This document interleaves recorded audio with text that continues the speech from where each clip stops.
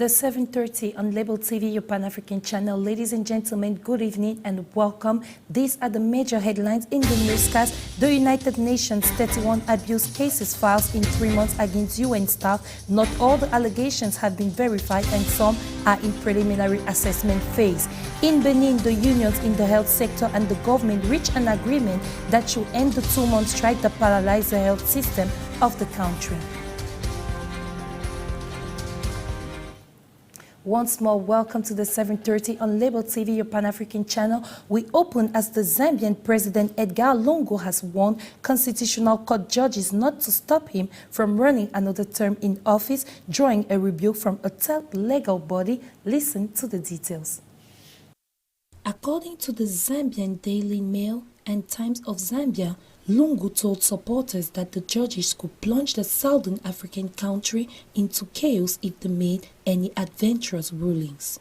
The president is also reported to have said during a political meeting in the northwestern town of Solwezi that he had information that judges were thinking of barring him from standing again.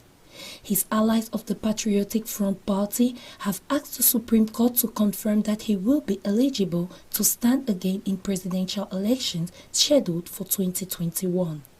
On the other hand, opponents say they will break the constitution which bars leaders from standing for 3 terms. He argues his first period in office doesn't count as he took over after the death of the last leader without an election. Lungu also said they should not follow the example of Kenya's Supreme Court, which annulled the result of the presidential vote in August.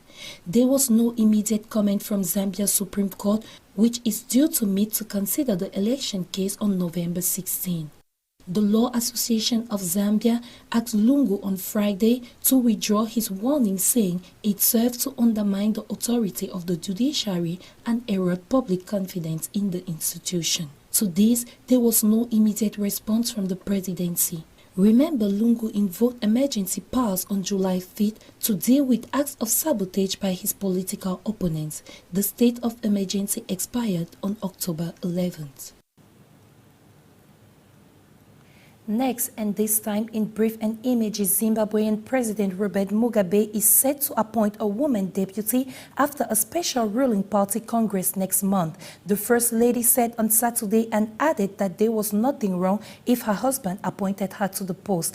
The 93-year-old has held power in the Southern African nation since independence from Britain in 1980 and consistently refused to anoint a successor. He argues that the ruling ZANU-PF party would choose his replacement if and when he decides to retire.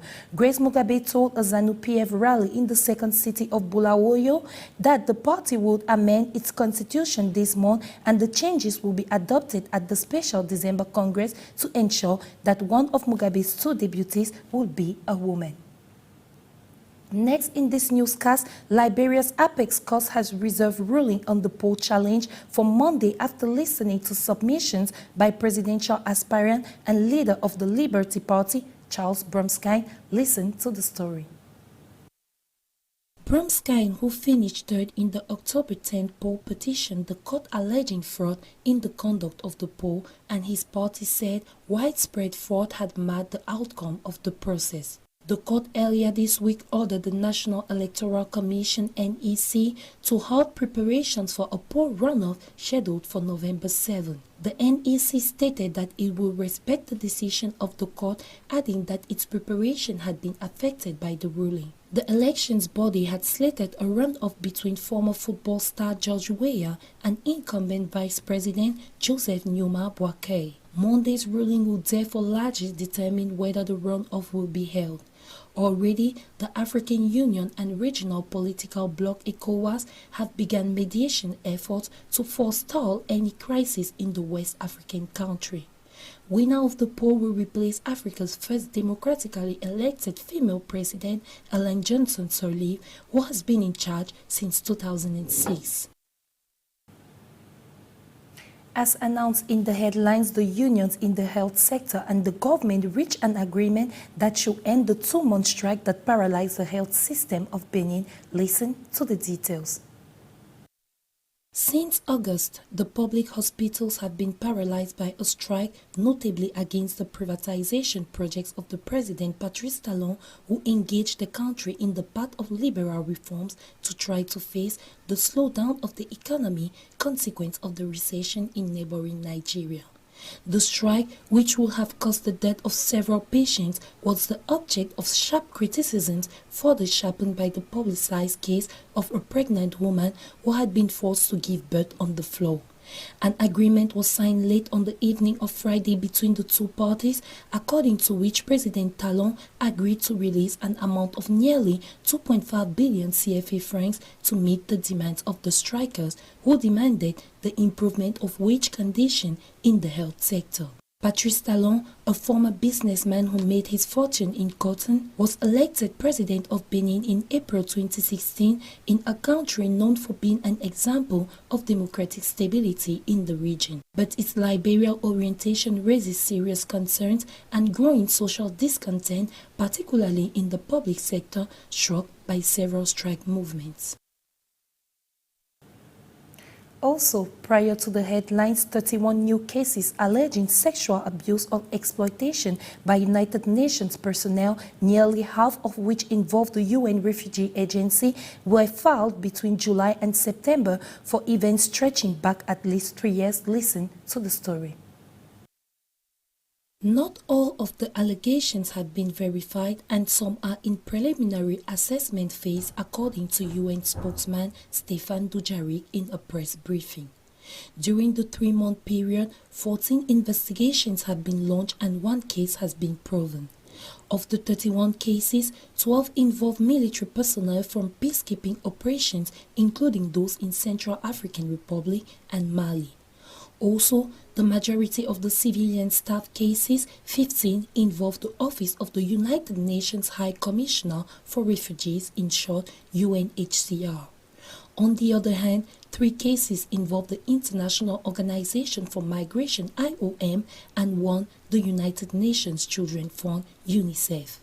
For decades, media and UN reports have exposed sexual exploitation and abuse by civilian and military UN personnel in places from Haiti to Darfur, with operations in the Central African Republic most recently in the headlines.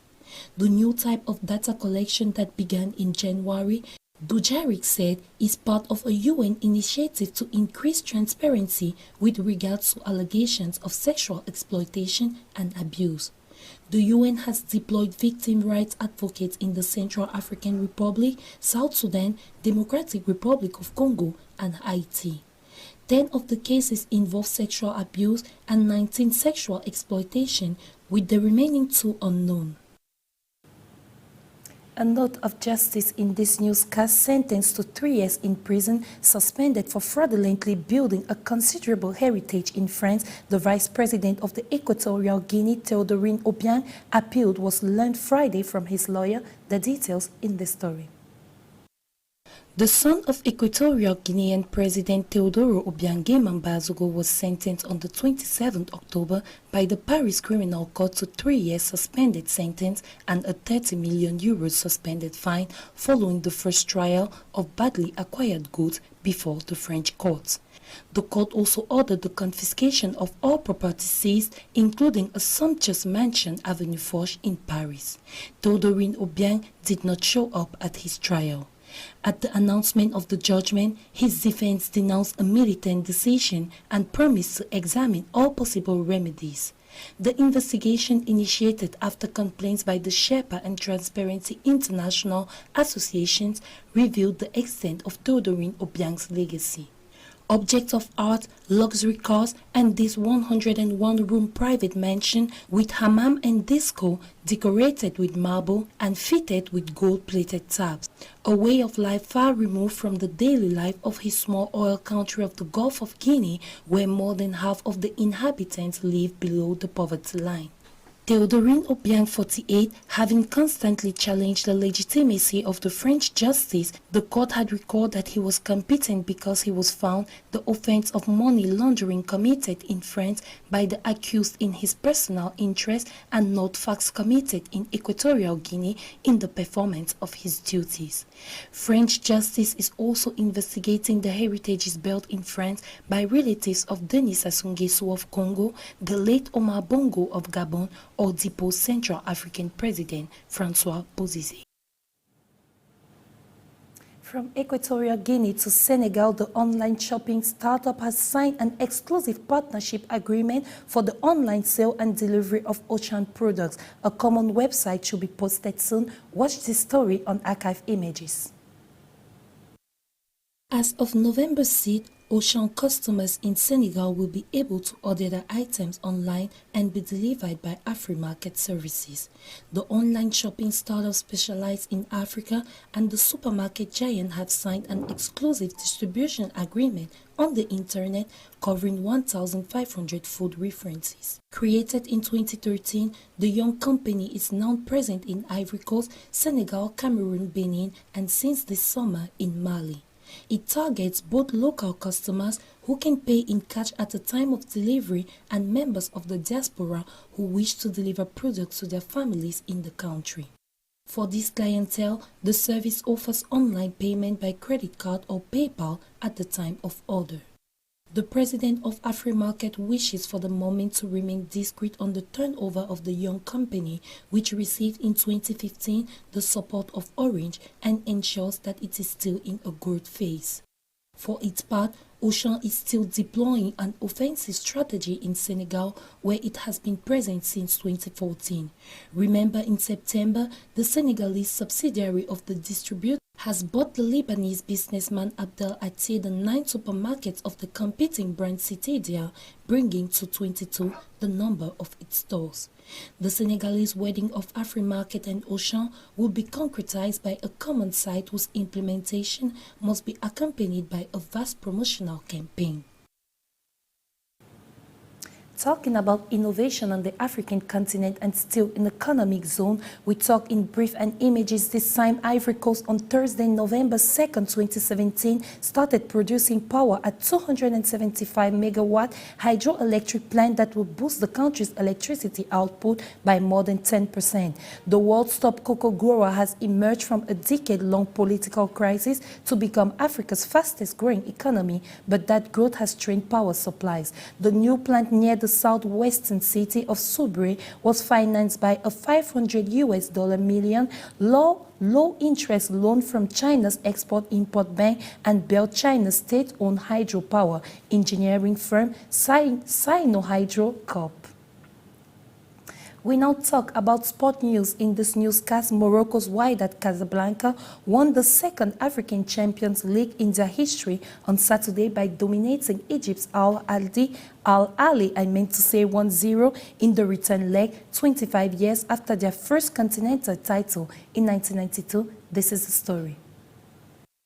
Once again on the roof of Africa, the Casablanca club was able to exult in the Mohammed V Stadium, overwhelmed and in front of enthusiastic supporters.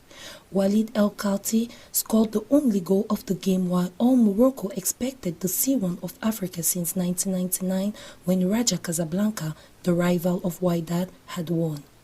Unhappy, Al Ahly remains the most titled club of the continent with 8 trophies, the last going back to 2013.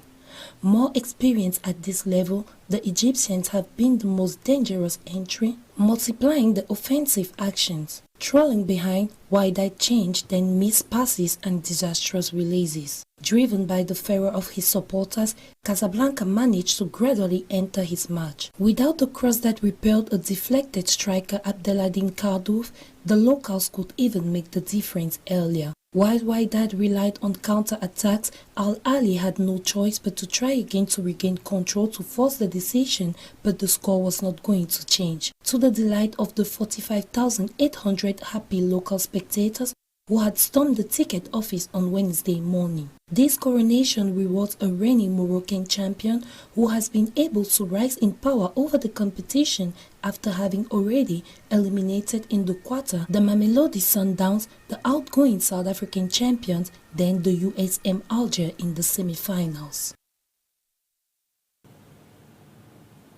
This was the 7:30 of Label TV, your Pan-African channel. Ladies and gentlemen, we thank you for watching and we thank you for choosing us to inform you. Next rendezvous of the information in English tomorrow, 12:30 Central African Time. Have a wonderful night. Goodbye.